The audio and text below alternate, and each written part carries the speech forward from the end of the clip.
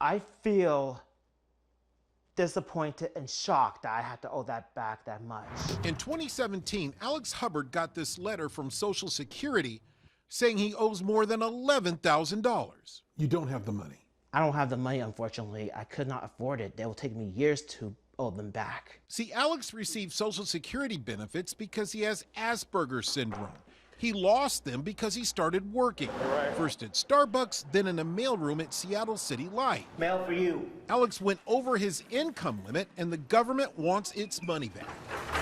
Now, Because of my disability, I just don't know how to report that.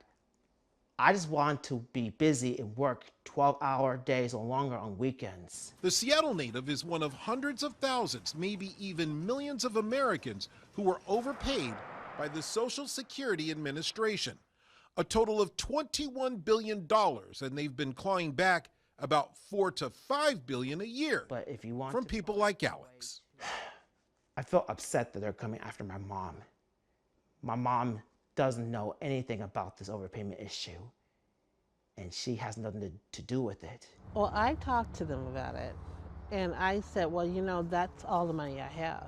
Alex's mother, Linda, was responsible for his paperwork because he didn't have the capacity to report his earnings. Even though And as of 2016, she says she didn't either after suffering a stroke. I ended up losing an eyesight, and I can only see out of this eye.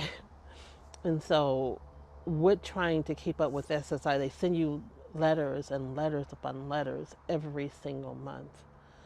And I couldn't read it. Records show the majority of the overpayments are from Supplemental Security Income, or SSI, basically retirement-aged, low-income and or disabled people who exceeded asset or income limits. It's happening every single day to people all around us across this country. People should care about this issue because this could be any of us. Rebecca Vallis is an advocate for disabled economic justice and handled overpayment cases for years as an attorney with legal aid. Beneficiaries are generally some of the lowest income people in this country, and the agency knows full well that they don't have some pile of cash that they're sitting on. It's worth it. Linda says she can't afford to pay the money back. I'm an SSI, and if you take that, I lose my home. Probably tell the government. Alex that says they can he's willing to try. cut this overpayment in half and maybe work on trying to get this overpayment issue solved. Maybe have them cut in half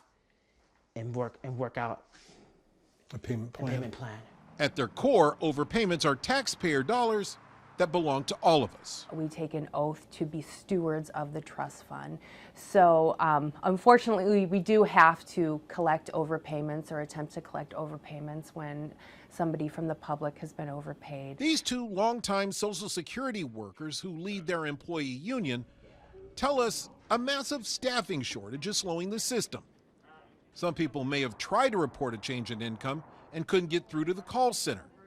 It can also take years for workers to reassess benefits and catch overpayments, and then even longer to send out letters. It's our responsibility to let them know, but it's also the public's responsibility to let us know when there's changes, and they know what their reporting responsibilities are. By the time most people find out they've been overpaid, the amount has been growing for years. They didn't send me any letter, any notice when I started working. They should have sent me the notice back then.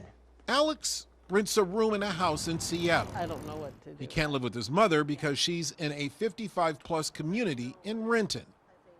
Both could lose everything if the government decides to collect its debt. There are a lot of families like me. Unfortunately, we can't get the help, and our kids end up on the streets. And Alex is like, well, I'll just stay downtown in a tent. I said, no, you can't do that, Alex. They need to change the way things are.